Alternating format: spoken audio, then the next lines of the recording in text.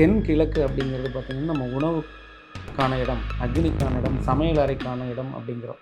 அந்த இடத்துல ஏதாவது ஒரு வாஸ்து தவறுகள் இருந்தால்தான் அந்த வீட்டில் வந்து குடிகாரன் அப்படிங்கிறதை உருவாக்குறாங்க.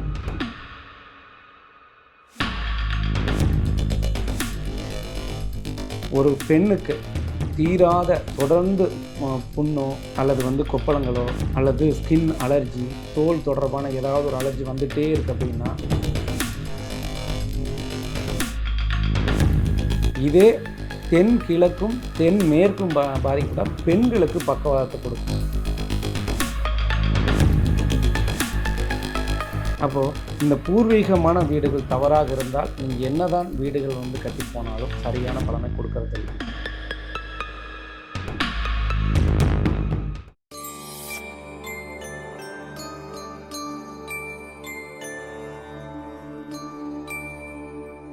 நிறைய வித்தியாசமான விஷயங்கள், நிறைய கேள்விகளுக்கான பதில்கள் எல்லாமே உங்ககிட்ட இருந்து எங்களுக்கு அப்பப்போ கிடைச்சிக்கிட்டே தான் இருக்கு. இப்போ பெரும்பாலுமே வந்து ஒரு வீடுன்னு எடுத்துட்டோம் அப்படின்னா, அதில் ஆரோக்கியமான வாழ்க்கை வாழணும் அப்படின்னு தான் எல்லாரும் ஆசைப்படுவாங்க. இந்த வாஸ்து சரியில்லை அப்படிங்கும்போது நோய்கள் ஏற்படுங்களா?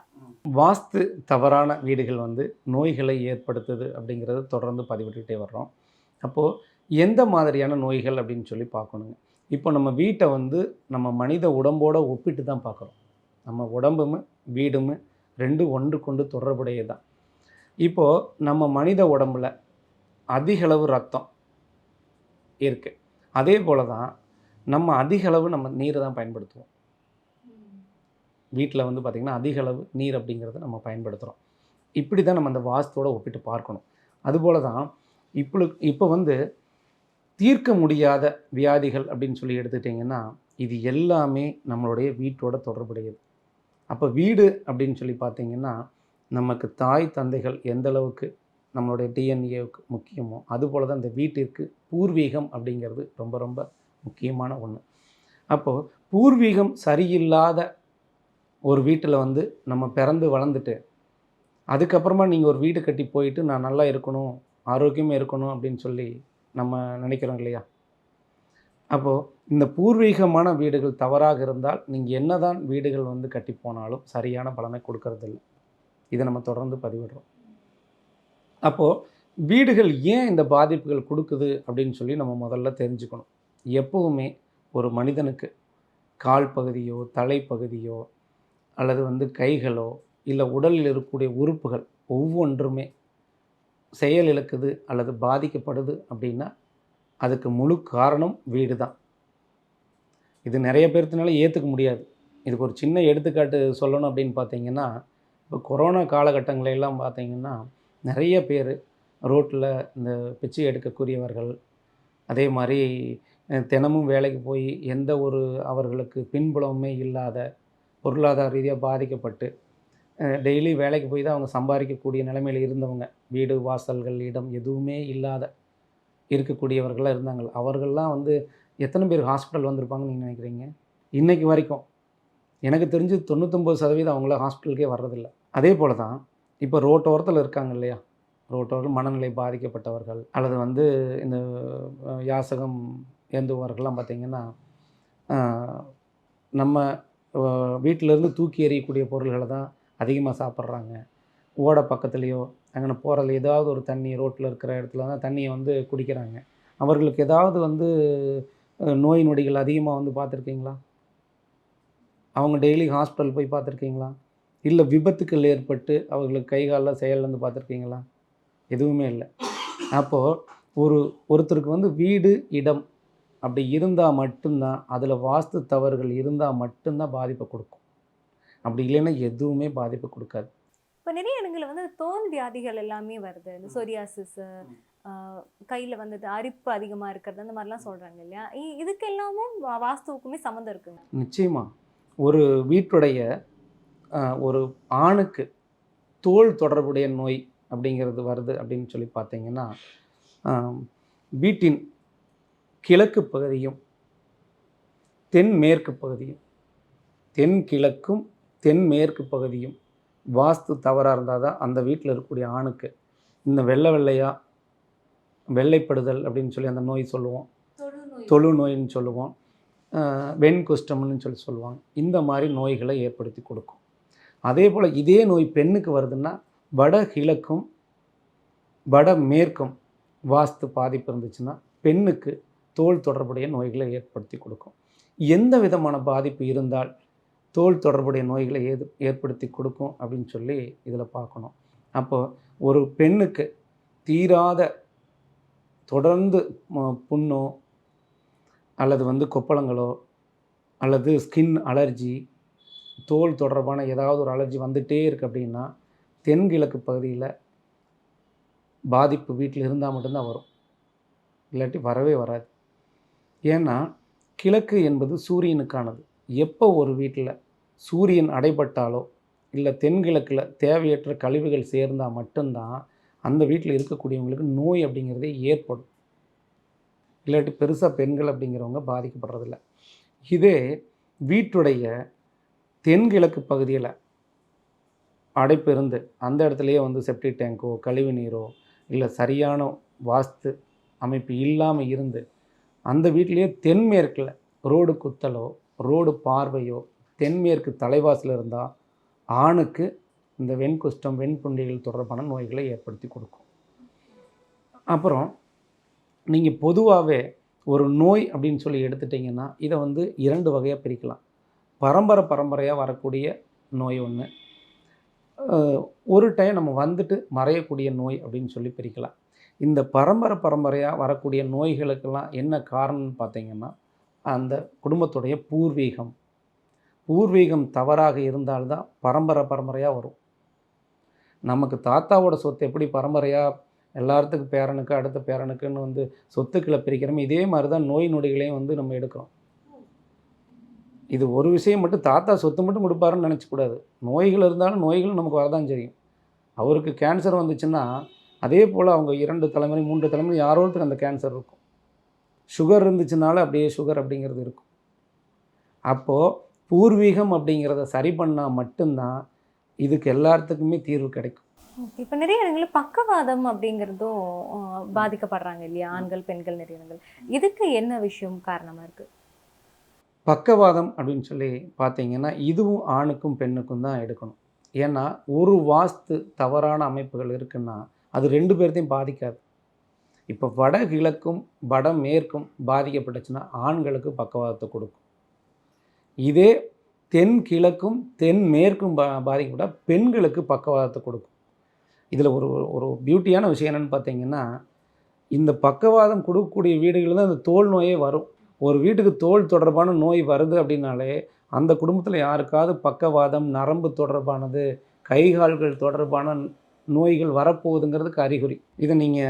இதை ப்ராக்டிக்கலாக நடந்த வீட்டில் விசாரிச்சிங்கன்னா ஈஸியாக தெரிஞ்சுக்கலாம். எப்போவுமே ஆணினுடைய தலைப்பகுதி அப்படிங்கிறது ஈசானியம். அங்கே ஈசானியத்தில் ஏதாவது பூஜை அறையோ படிக்கட்டோ தவறான வாஸ்து அமைப்பில் கொடுக்குறப்போ தலை நரம்பு அப்படிங்கிறது பாதிக்கப்படுது. அதே அப்படியே வடமேற்கு போனீங்கன்னா கால்களுக்கானது. இந்த தலை நரம்பு பாதிக்கப்பட்டுச்சுன்னா இந்த கால்கள் இழுத்துக்கும், கால்கள் செயல்படாது. ஒரு பாதிப்புக்கெல்லாம் பாதிப்பு ஏற்படாது. ஒரு வீட்டில் 2-3 பாதிப்புகள் சேர்ந்து இருந்தால் தான் இந்த பக்கவாதம், வெண்குஷ்டம், சுகரு, தீர்க்க முடியாத வியாதிகள் எல்லாமே வரும். இது பூர்வீக வீட்டில், இப்போ பூர்வீகமாக அவங்களுக்கு ஒரு வீடு இருக்கும் இல்லைங்களா, அதில் பிரச்சனை இருந்தது, வாஸ்து பிரச்சனை இருக்குது அப்படிங்கிறப்ப இந்த மாதிரி பாதிப்புகள் வருமா? இல்லை அவங்க ஒரு வாடகை வீட்டில் குடியிருக்காங்க அப்படின்னா அந்த வீட்டோட அமைப்பு சரியில்லைன்னு இந்த பிரச்சனை வருதா? ஒருவருக்கு பூர்வீக வீடில் இந்த வாஸ்து தவறுகள் இருந்தால் தான் பாதிப்பு வரும். 2வது அவருக்கு பூர்வீக வீடே இல்லை, நான் வாடகை வீட்டில் இருக்கிறேன் அப்படின்னா வாடகை வீட்டில் வாஸ்து தவறுகள் இருந்துச்சுன்னா கண்டிப்பாக நிச்சயமாக அவருக்கு பாதிப்பை கொடுக்கும். ஓகே, இப்போ பூர்வீக வீடு அப்படிங்கிறது பரம்பரையாக இருந்துட்டு வர வீடு. வாடகை வீடுங்கிறது ஓகே. இந்த நடுப்பட்ட பகுதியில் சொந்த வீடு தானாக முயற்சி பண்ணி ஒரு வீடு கட்டுறாரு, அந்த வீட்டில் தான் அவர் இருக்கார், அதுதான் அவருக்கு சொந்த வீடாக இருக்குது, அதில் தற்போதைக்கு இருக்க முடியலங்கும் போது வாடகை வீட்டுக்கு வராரு. இப்போ அவர் கட்டின அந்த சொந்த வீட்டில் பாதிப்பு இருக்குது அப்படிங்கிற போது தான் இந்த மாதிரி பிரச்சனை வருங்களா? இது நல்ல கேள்வி. இது நிறைய பேருக்கு இந்த குழப்பம் இருந்துகிட்டே இருக்குது. பூர்வீகம்னா என்னென்னு முதல்ல தெரிஞ்சுக்குங்க. ஃபஸ்ட்டு தாத்தா மகனுக்கு கொடுத்தாலோ பேரனுக்கு கொடுத்தாலோ தான் பூர்வீகம் அப்படிங்கிறாங்க. அப்படிலாம் கிடையாது. தாத்தா சொத்தை சம்பாரித்து வைக்கல, அப்பா தான் அவரோட முயற்சியில் தான் ஒரு சொத்து சம்பாதிக்கிறாரு. அடுத்து அது மகனுக்கு வந்துச்சுன்னா அந்த மகனுக்கு பூர்வீக வீடு அப்பா சம்பாதித்த சொத்து. இப்படி தான் நம்ம எடுத்துக்கணும். அப்போது நீங்கள் வாங்கி அப்பா சுயமாக முயற்சி செஞ்சு இடம் வாங்கி வீடு கட்டி அதில் வாஸ்து தவறுகள் இருந்தால் முதல் தலைமுறையை பெருசாக பாதிக்காது, அவங்க அப்பாவை பெருசாக பாதிக்காது. பெரும்பாலான இடங்களில் மகன் பேரன் வர்றப்போ தான் பாதிப்பை ஏற்படுத்தி கொடுக்குது. அப்போது நம்ம அந்த அப்பா சம்பாரித்து வாங்கின வீட்டை தான் நம்ம எடுத்துக்கணும். இது பார்த்திங்கன்னா சமீபத்தில் ஒரு இடத்துல வாஸ்து பார்க்க போயிருந்தோம். இந்த மாதிரி விஷயங்கள்லாம் நான் எங்கேயுமே நடக்கக்கூடாதுன்னு கூட இறைவன்கிட்ட வேண்டிக்குவேன். அந்த வீட்டுக்கு ஒரு 2-3 வாஸ்து நிபுணர்கள் வாஸ்து பார்க்க போயிருக்காங்க. போயிட்டு என்ன சொல்லியிருக்காங்கன்னா, அந்த வீட்டுக்கு தென்கிழக்கில் ஒரு போர்வெல் அமைச்சிருக்கிறாங்க. அப்புறம் தென்மேற்கில் ஒரு கிணறு இருக்குது. இவங்க என்ன பண்ணிடுறாங்கன்னா, தென்கிழக்கும் தவறு, தென்மேற்கும் தவறு, ஈசானியத்தில் ஒரு அதை விட ஆழமாக ஒரு போர்வெல் போட்டிங்கன்னா இது வந்து ஈக்குவல் ஆகிக்குன்னு இருக்காங்க. இவர் என்ன பண்ணுறாரு, தென்கிழக்கு பகுதி தென்மேற்கு பகுதியை விட்டு ஈசானிய பகுதியிலையும் ஒரு போர்வெல் போடுறாரு. இப்போ என்னென்னா 3 இடத்துலையுமே போர்வெல் அமைப்பு வந்துருச்சு. இப்போது அந்த வீட்டில் தென்கிழக்கு பகுதியிலேயே செப்டி டேங்க்கும் கொடுத்துருக்காங்க, தென்கிழக்கு பகுதியிலே டாய்லெட் பாத்ரூம் கொடுத்துருக்குறாங்க. இப்போ அந்த வீட்டுடைய தலைவருக்கு தீர்க்க முடியாத வியாதி, நரம்பு தொடர்பான வியாதி வந்து கைகால்கள், ஒரு கை ஒரு கால் பக்கவாதம் நோய் ஏற்பட்டு அவர் பாதிக்கப்பட்டு கடைசி வரைக்கும் அது பக்கவாதமே இல்லைன்னு சொல்கிறாங்க. ஆனால் பக்கவாதமா அப்படின்னு சொல்லி டாக்டராலேயே கண்டுபிடிக்க முடியல. பக்கவாதத்துக்கான ட்ரீட்மெண்ட் எல்லாம் கொடுத்து அவர் குணப்படுத்த முடியல. அப்புறம் இவர் வந்து ஒரு கிட்டத்தட்ட ஒரு 1.5 ஆண்டுகள் 2 ஆண்டுகள் வந்து அப்படியே எல்லாம் ஹாஸ்பிட்டல் போய் பார்த்துட்டு அதுக்கப்புறம் அவர் இறந்துடுறார். அதுக்கடுத்து என்ன பண்ணுதுன்னா, அதே வீட்டில் இவங்க வந்து ஒரு இந்த குறி சொல்கிறவங்கள கூப்பிட்றாங்க. குறி சொல்கிறவங்கள கூப்பிட்டு அந்த வீட்டுடைய முதல் குழந்தை பெண் குழந்தை, அந்த குழந்தைக்கு இந்த பாதிப்பு ஏற்பட்டோடனே குறி சொல்கிறவங்கள கூப்பிட்டு இதுக்கு என்ன காரணம் பாருன்னு சொன்னேன். அவர் ஒரு 25,000 பணத்தை வாங்கிட்டு, நான் வீட்டுக்குள்ளே வந்து குட்டிச்சாத்தான் இருக்குது, அதை எடுக்கிறேன், வீட்டுக்கு முன்னாடி நிலைப்பகுதியில் வந்து உங்களுக்கு செய்வனை வச்சுருக்குறாங்க, அதையும் நான் எடுக்கிறேன்னு சொல்லி அதெல்லாம் எடுத்து இவங்க முன்னாடி காமிச்சிருக்காரு. காமிச்சிட்டு இது வந்து சரியாயிருன்ட்டு போயிட்டார். அவர் பார்த்துட்டு போன 6 மாதத்தில் இந்த பெண் குழந்தையும் யூட்ரஸ் பகுதியில் வந்து கேன்சர் அப்படிங்கிறது ஒன்று ஏற்பட்டு உயிரிழப்பு சந்திச்சு. இப்போது வாஸ்து பார்க்க போகிறவங்களாகட்டும், இந்த மாதிரி ஒரு குறி சொல்கிறவங்களாகட்டும், முழுசாக தெரிஞ்சால் ஒரு விஷயத்தை நம்ம சொல்லணும். தெரியலன்னா நீங்கள் வந்து ஒரு நல்ல டாக்டர் பாருங்கன்னு சொன்னால் தப்பில்லை. எல்லாமே நடக்குன்னு அவங்க இழப்பை சந்திச்சதுக்கப்புறம் லாஸ்ட்டாக சரி வேற ஒருத்தர் நம்மளை வந்து நீங்கள் சாரை கூப்பிட்டு பாருங்கள், இது என்ன காரணத்தால் நடந்துச்சுனாச்சும் இனிமேல் தெரிஞ்சுக்கன்னு சொல்லியிருக்காங்க. அதனால் என்னை கூப்பிட்டு பார்த்தாங்க. அப்புறம் போய் இந்தந்த பாதிப்புகள் இருக்குது, இதனால் நடந்துச்சுன்னு சொல்கிறேன். அவங்க ஃபேமிலியே வந்து அப்படியே அதிர்ச்சியில் உறைஞ்சி போய் அழுகுறாங்க. நமக்கே அந்த இடத்துல வந்து அவ்வளோ ஒரு கனத்த மனநிலையோடு அந்த வீட்டை விட்டு வெளியில் வர மாதிரி ஒரு சூழ்நிலை இருந்துச்சு. இன்னைக்கு பெரும்பாலான இடங்களில் பார்த்தோம் அப்படின்னா நிறைய பேர் வந்து மது போதைக்கு அடிமையாயிடுறாங்க. இந்த மது போதைக்கு அடிமையாகிறதுக்கும் வாஸ்துவுக்கும் தொடர்பு இருக்குங்களா? இப்போது மது போதைக்கு அடிமையாகிறது பெரும்பாலும் பார்த்திங்கன்னா எப்போவுமே தென்கிழக்கும் தென்மேற்கும் பாதிக்கப்பட்டதாக ஆகுறாங்க. இப்போது தென்கிழக்கு அப்படிங்கிறது பார்த்திங்கன்னா நம்ம உணவுக்கான இடம், அக்னிக்கான இடம், சமையல் அறைக்கான இடம் அப்படிங்கிறோம். அந்த இடத்துல ஏதாவது ஒரு வாஸ்து தவறுகள் இருந்தால்தான் அந்த வீட்டில் வந்து குடிகாரன் அப்படிங்கிறதே உருவாகுறாங்க.